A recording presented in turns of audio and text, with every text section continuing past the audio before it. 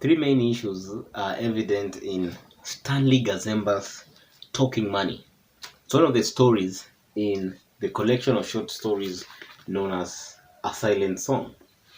Today we discuss Stanley Gazemba's Talking Money. Our individual weaknesses can cause suffering.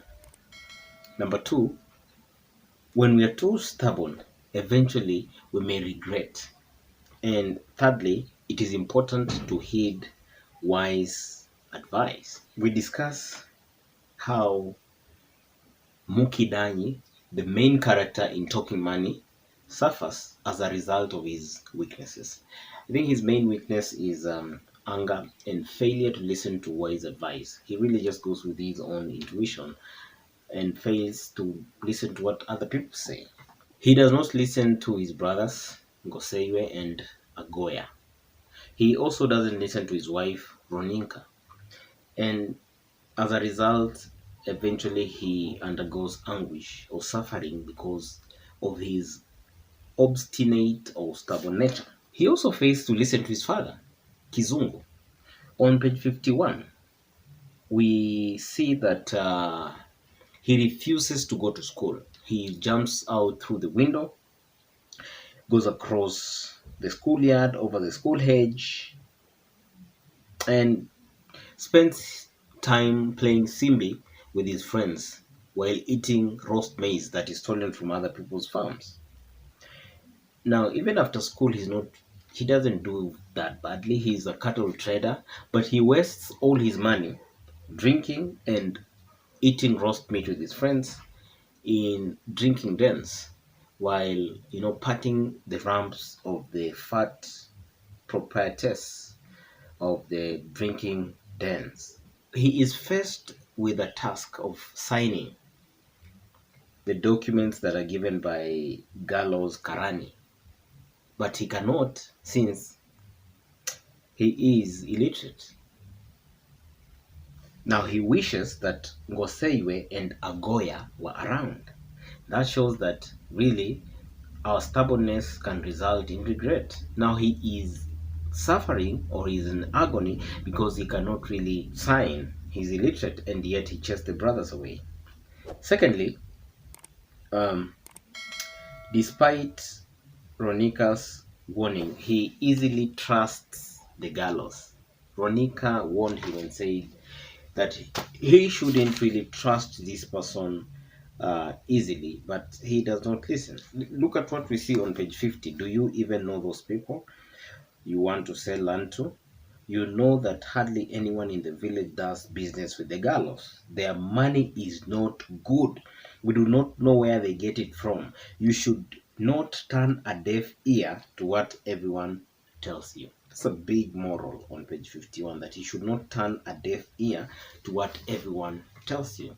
Failure to heed good advice may be disastrous. He doesn't listen to Ronika. He trusts the gallows easily. He tells Mr. Gallo, I trust you, my friend.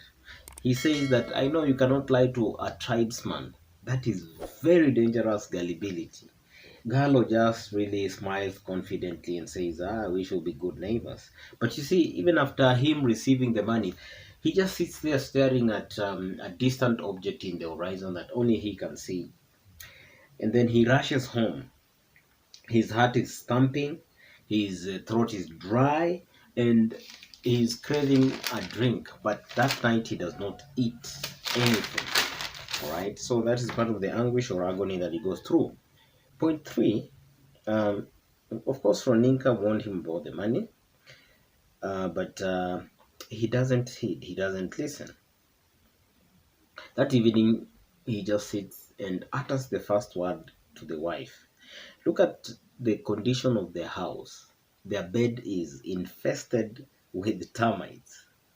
This man wakes up in the middle of the night, he lights the lamp, and then, of course, the money is even chained to the leg post of the bed. And asks Roninka about the time. What time is it? Is it already daytime? And Roninka is angry because earlier on Mukidanyi had given her some lashes and she's still angry. And now Mukidanyi is planning to take the money to the post office. he cannot sleep. He cannot sleep that night. So when the wife sleeps, he also tries to squeeze some sleep, and he tries to wake up a snore.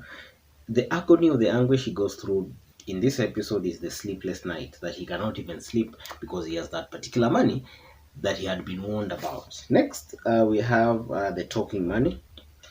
Of course, Ngoseyue, Agoya, Ronika had warned this guy about, this kind of transaction, but because of his stubborn nature, he reacts in a way that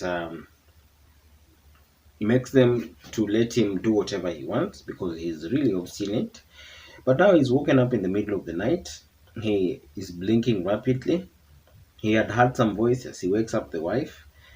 This man has many shortcomings, but he does not sleep like a corpse. If there's any stirring in the cow pen or anything is happening outside, he would, sleep with one eye open or one ear open. Now he's talking with a note of urgency, and now for the first time, you can see that he's polite and even begging his wife, "Please listen." The voices, he could hear the voices, and the voices are even saying that this is better than our old place on page 54, which means even the money knows that the gallows place is not very good. It's interesting that the money in the briefcase that is chained onto the bedpost in Mukidanyi's home is happier to be at Mukidanyi's home other than their old place at the gallows home. I wonder why. Well, another point of pain, suffering, or anguish for Mukidanyi is that now he is so scared. He's frozen stiff. His body is covered in sweat. The wife, Roninka, is known the better for fright. She's also frightened. Her bosom is heaving. And they are scared because of the strange voices that come from the briefcase from under their bed. When they are not talking, there is morbid silence. Mukidanyi can only whisper in a frightened, childlike whisper. Roninka, on the other side, has now gained the courage to talk to Mukidanyi in a scolding tone. Her breath is just whistling through her teeth. She's so annoyed and so angry with him. This is because before, I think they had warned Mukidanyi, but he did not listen. She says, now you will learn to listen to people. Because Mukidanyi is this person with the weakness of refusing to listen to other people's words of advice. He does not listen to other people's wise counsel. He does not care about what other people say. He is so angry when you try to advise him. He only cares about what he thinks. And that has led him to pain, anguish, agony, and regret. Also, Ronika makes fun of Mukidanyi. Ronika mocks Mukidanyi. Ronika says, now you will listen to people. She has a wild look in her eyes. She is sleek with sweat. She makes fun of Mukidanyi when she calls him Big Man. Big Man who is hard of hearing. He is stubborn. He is obstinate. He does not listen to other people. Ronika reminds him that, I warned you, didn't I? Ngoseyue and Agoya, the brothers, warned you, didn't they? Right? Now Mukidanyi pleads. He is even scared of touching the briefcase. What madness is this, he asks on page 55. Now it is Ronika's turn to laugh hysterically and mock him and tell him that today you will learn to listen to people. Because one of his weaknesses is that he refuses to listen to people. Now, he is humiliated when the wife physically drags him and forces him out of the house to take his devil money away from his house, away from her, away from the children. The children had never seen their mother this agitated, and they had never seen their father this scared. So one of the agonies of anguishes that this person goes through is the pain, the anguish, and the suffering of the wife really just making fun of him, deriding him, and mocking him, humiliating him, while at the same time he's very scared. Big man who is hard of hearing. Lastly, Mukidani is forced to eat dirt, eat humble pie, and he's forced to return the money to the gallows, right? It's the longest journey he had ever taken. The journey is only just 200 yards, a couple of yards, but it seemed like a whole mile.